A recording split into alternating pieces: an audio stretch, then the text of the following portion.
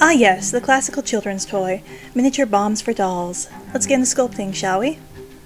I begin by using epoxy sculpt to sculpt a dome shape onto a flat surface. I let that harden, and then I roll out a very thin coil of clay.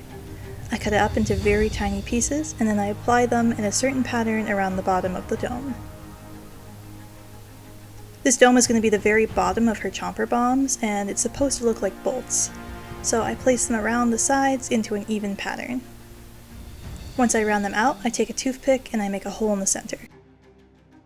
I'd originally tried to make the little plus shape that goes in the center, but I found that too hard, so I just made a dot. Once that as a hole hardens, I take some more clay and I add it to the flat part of the dome. I smooth it out till it's about the same circumference size as the original dome piece. I even put it on the flat surface to smooth it out by turning it. Once it is the size and shape that I want, I just take a toothpick and I clean up the edges. I take the toothpick longwise and then I score the sides of the clay. I do this evenly across the sides of the piece.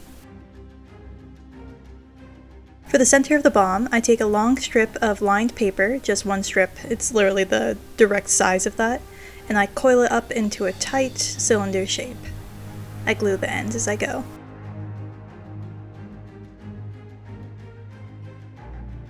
Then I just glue that directly into the center of the clay piece that we've been working on.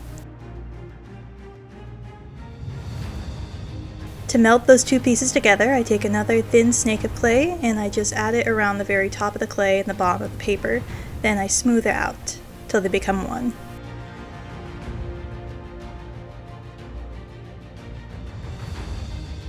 I cut out a circle of cardstock that's just slightly wider than the base of the bomb, and then I glue it to the top. They're pretty tiny, they're about the size of my first joint of my finger. I use puffy paint to add some details to the sides of the center of the bomb. Overall it didn't end up showing up too much, so if you do use puffy paint you might have to do 2 layers. To make the top and decorations of the top of the bomb, I just used hot glue and cardstock in the shapes I needed.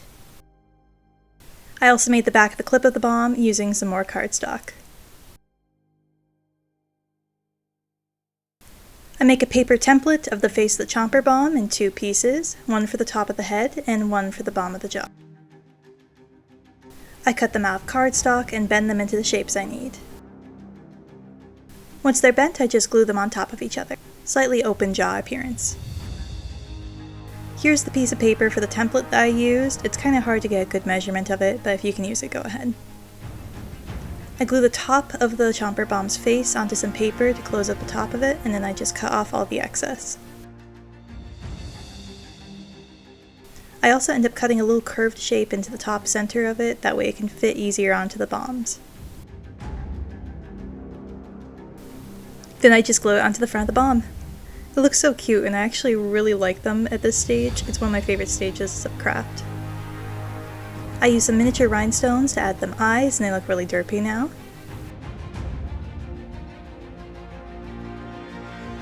They each get a base coat of black paint, and then I go over them in dry brushing on some gray paint. If you make these, make sure to leave a little bit of the black peeking through, that way when we add the highlights they really shine well. To do the highlights I just take more of the gray paint, but instead of dry brushing it, I just put directly onto each of the edges. This is the art style that Arcane has. You'll see that most of the items in the show has edges that are highlighted with their main color.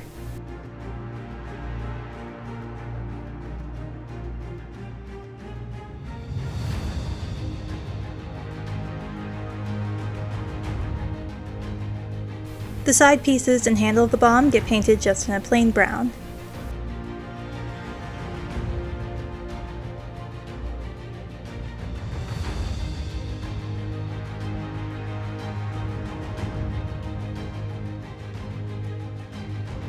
The eyes get gone over in a plain green color. I don't add any shading to them as well.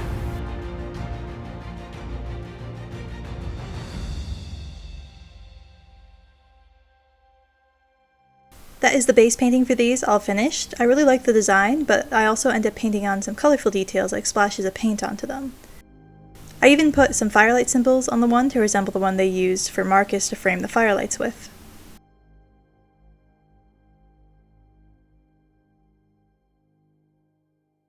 For the butterfly bombs, I took some decorative gold pieces that I found in the jewelry section of a store, and I cut them up and flattened them into a butterfly shape.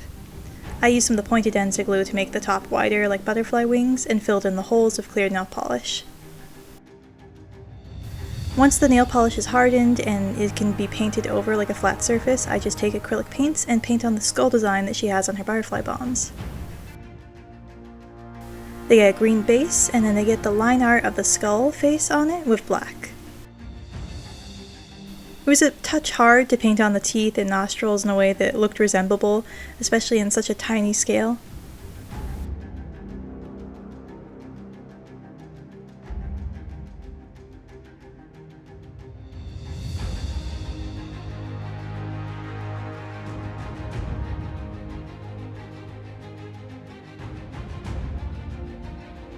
The final details for them are just some touches of purple here and there around the eyes.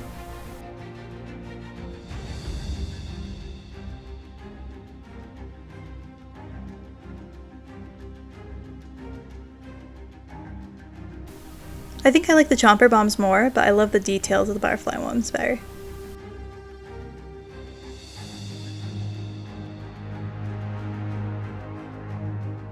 Both these bombs though are such cool details to add to my hideout, and I can't wait to show you guys the video for that very soon.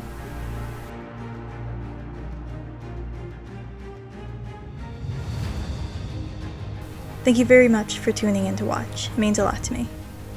Which is your favorite, the butterflies or the Chomper bombs? Tell me down below and I'll be seeing you soon. Toodaloo, goodbye.